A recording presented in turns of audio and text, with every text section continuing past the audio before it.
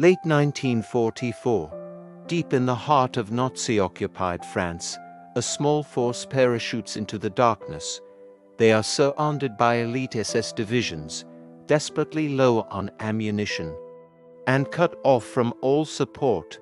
This is the story of Operation Loyton, a mission where courage met catastrophe, and escape was no longer an option. What happens when the hunters become the hunted?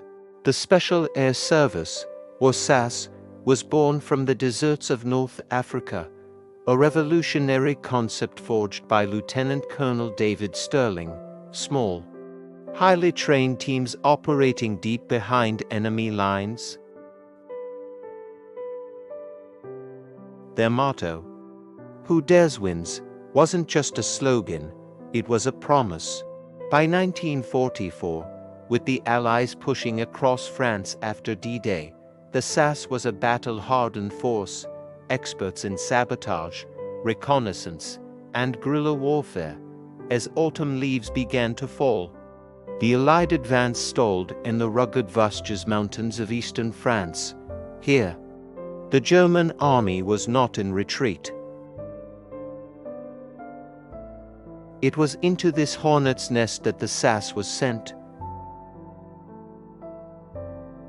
The plan was audacious.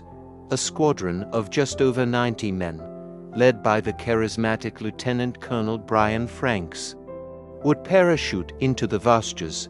They would link up with the local French resistance, known as the Maquis, to disrupt German supply lines, gather intelligence, and harass the enemy's rear, paving the way for the main Allied push.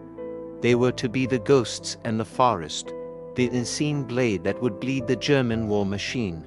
In August and September, the men of SAS dropped into the dense, rain-soaked forests.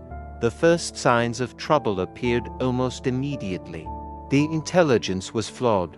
The local resistance was far weaker and less organized than anticipated. Worse, the Germans were not the demoralized troops they expected.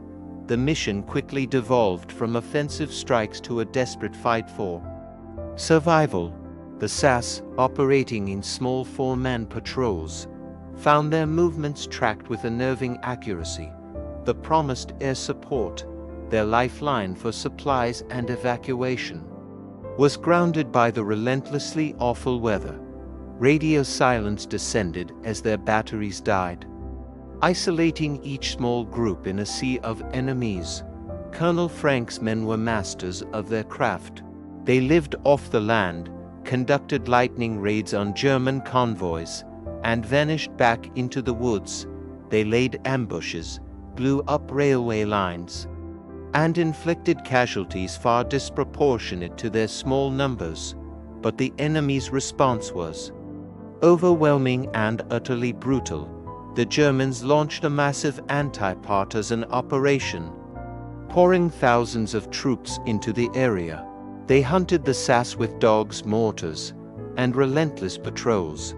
The forest, once their sanctuary, became a cage. The autumn rain turned to sleet and then snow. The men were freezing, starving, and exhausted. They were ghosts, but they were also human. Every snapping twig, every shadow, could mean death. They trekked for weeks, evading patrols, sleeping in barns, and depending on the kindness of strangers who risked their own lives to help. Many others were not so lucky. Wounded and exhausted men were captured. The Geneva Convention meant nothing to the SS. Of the men who fell into enemy hands, 31 were taken to a local concentration camp and executed. A flagrant war crime. They were the lost men of Operation Loyton. In the aftermath, the full tragedy became clear.